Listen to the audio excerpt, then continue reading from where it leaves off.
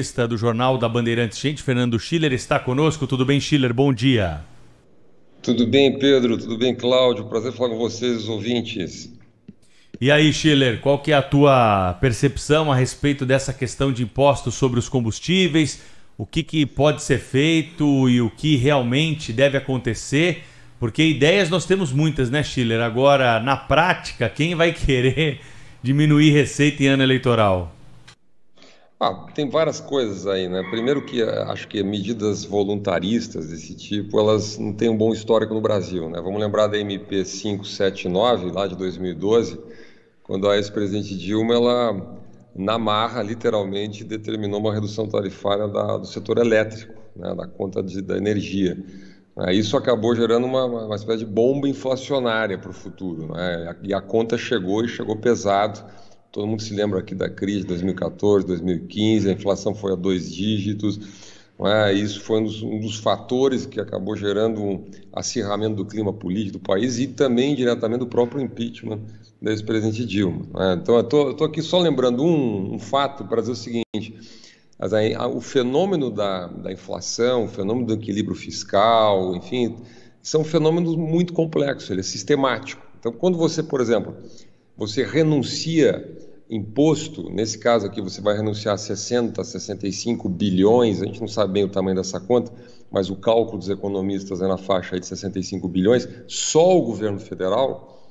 Onde é que vem esse dinheiro? As pessoas podem imaginar muitas vezes, bom, esse dinheiro vem de algum lugar, não sei de onde, dinheiro de papel, o Banco Central emite, a Casa da Moeda imprime. Não, esse dinheiro vai para a dívida pública, né, porque aumenta o déficit primário. O déficit primário, vamos lembrar, no orçamento de 2022 é 79 bi. Né? Então bota 79 bi mais 65 bi, vai quase dobra, né? Não dobra, não chega a dobrar, mas aumenta aí praticamente 90% o nosso déficit primário, né? Significa aumento do endividamento do país. E o mercado, o que é o mercado?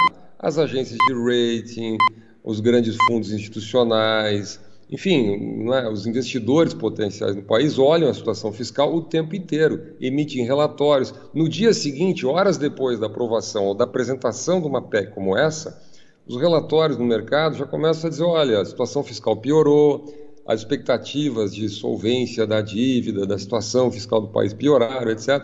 Isso pressiona o câmbio, pressiona a expectativa de inflação, afeta decisões de investimento. Então não tem mágica nesse negócio, não é? Eu acho muito ruim que o país... Quando a gente escuta as notícias que hoje à tarde o presidente Bolsonaro tem uma reunião com o Ministério da Economia lá para analisar, buscar fontes alternativas de receita ou alguma compensação de onde cortar. Ora, vai cortar onde? Acabou de aprovar o orçamento, não é? Nós fizemos uma gambiarra, literalmente uma gambiarra nos precatórios porque não tinha recurso para pagar.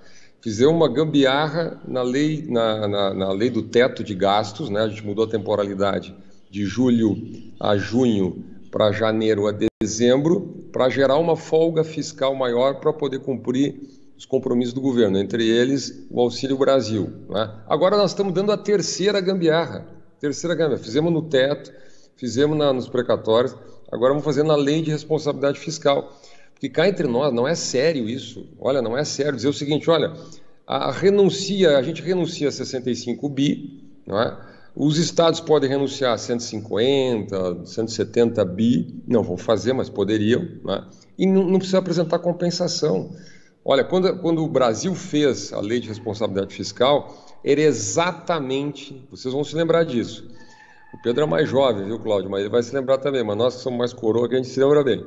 Né? Quando o Brasil fez a lei de responsabilidade fiscal, era exatamente para que não houvesse populismo fiscal. O que é populismo fiscal? Você tem duas maneiras de fazer populismo fiscal. Você aumenta gasto de maneira irresponsável, joga para a dívida pública, ou você reduz receita de maneira irresponsável, também joga para a dívida pública. Então, olha, eu até entendo que tem um problema, que eu posso dizer o seguinte, ó, a única coisa a favor aqui do governo nesse caso é que ninguém tem solução para esse problema, né? Porque o que os governadores estão propondo é mudar a política de preço da Petrobras. Com todo respeito aqui a quem defende essa tese, o problema é que na prática como é que faz? Hoje o preço você vai lá, o preço da ação da Petrobras está, sei lá, R$ 34, R$ 33, não sei exatamente quanto é que está hoje, tá? Então, bom, a Petrobras tem um valor de mercado. O valor de mercado da Petrobras é um patrimônio do povo brasileiro, do acionista majoritário do Estado brasileiro, né? Se você mexer na política de preço da Petrobras, porque os governadores estão pressionando, porque o sócio majoritário da Petrobras precisa baixar o preço do diesel, do combustível, etc., bom, vai haver uma fuga generalizada de compradores, de quem tem papéis da Petrobras. Qual é a credibilidade desses papéis? O Brasil construiu a duras penas essa credibilidade, né, dos papéis da Petrobras, que é uma empresa de capital aberto. Então, nós estamos destruindo o valor da maior empresa estatal brasileira, né? Então, quer dizer, para mim, meu comentário é para dizer o seguinte: só não tem mágica para resolver esse problema. A única solução que eu vejo, e é a médio e longo prazo, é uma coisa chamada concorrência. Nós temos que sair do padrão monopolístico aí da Petrobras, né, e migrar para o modelo concorrencial, né? Do contrário, a gente só vai fazendo gambiarra e gambiarra, como na verdade me parece que essa PEC está se anunciando aí. Ô Schiller, essa história do ICMS, né, ela é até interessante porque alguns especialistas dizem que o congelamento do ICMS ele acaba sendo prejudicial para o consumidor, porque a gasolina e o etanol caíram aí nesse período de congelamento que poderia ter ajudado a baixar. Como está congelado, porque estava subindo muito, você não aumentou o preço, mas também quando tem que cair, não cai e você acaba mantendo então o preço. Você previne, né, uma eventual alta, mas se você tiver uma queda, você não é beneficiado por isso, né? Quando você perde o parâmetro de mercado, né? Porque como é que era calculado? A cada 15 dias, via o preço na bomba, né? Fazia a substituição tributária, o distribuidor pagava o imposto sobre a cadeia, né? E, bom, claro, vamos lá, os estados se beneficiaram com isso, aumentou, sei lá, mais de 40% do ICMS. Os estados, o Cláudio lembrou bem aqui, os estados estão fazendo benesse, deram aumento para funcionários do público, deram abono do Fundeb, estão distribuindo recursos mais variados, devolvendo ICMS a alguns estados para os mais pobres, criando programas de transferência de renda e tal. Por isso que eu digo, não vão abrir mão de 20%, pouco mais da sua receita que vem hoje da carga tributária, não é? Sempre quando se criar esse tipo de decisão política sobre o sistema de preço, como é um congelamento, você perde o parâmetro de mercado. E tem toda a razão, eventualmente poderia ter uma oscilação para baixo, aí você não tem, porque você tem o congelamento, não é? A verdade é que nós estamos no ano eleitoral, está todo mundo querendo dar boa notícia.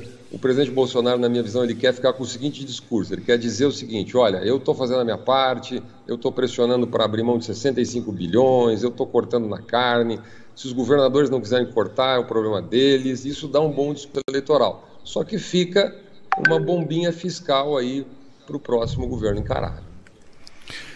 O fato é que temos que encontrar uma solução, né, Schiller? Não pode. A Petrobras tem as suas conveniências, mas no Brasil não pode continuar refém da Petrobras, né? A Petrobras construiu a duras penas, eu concordo com você quando diz isso, e é uma linda história da Petrobras de criação, né, e de desenvolvimento, mas a Petrobras não parou de retribuir, inclusive de cumprir um preceito constitucional com relação à sua responsabilidade social. A Petrobras não tem mais isso, né? Não está nem aí. A Petrobras virou empresa privada no que lhe interessa, que é exatamente o de aumentar bem acima do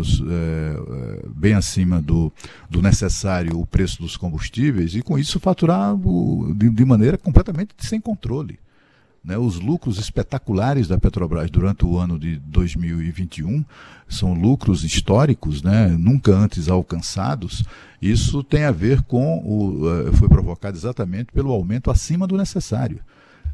A questão da Petrobras é que, em razão até da influência do poder decisório dos acionistas privados lá dentro, são eles que nomeiam os gerentes que determinam os aumentos.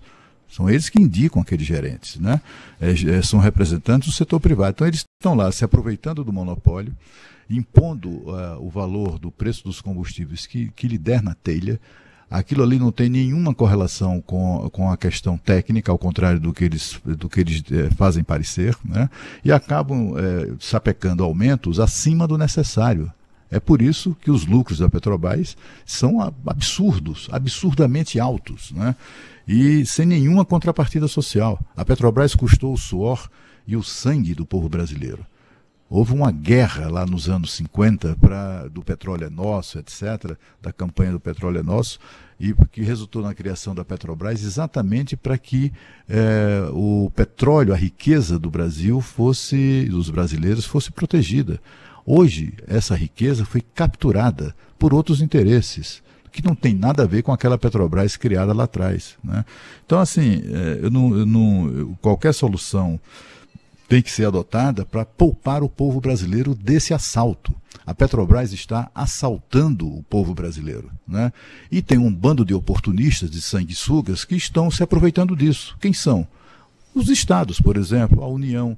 Quem ganha dinheiro com essa política absolutamente criminosa da Petrobras são esses bandos de sanguessugas que vão ali se colando ali no corpo da vaca obesa, né? E vão tirando ali, sugando o que podem, se aproveitando desse momento.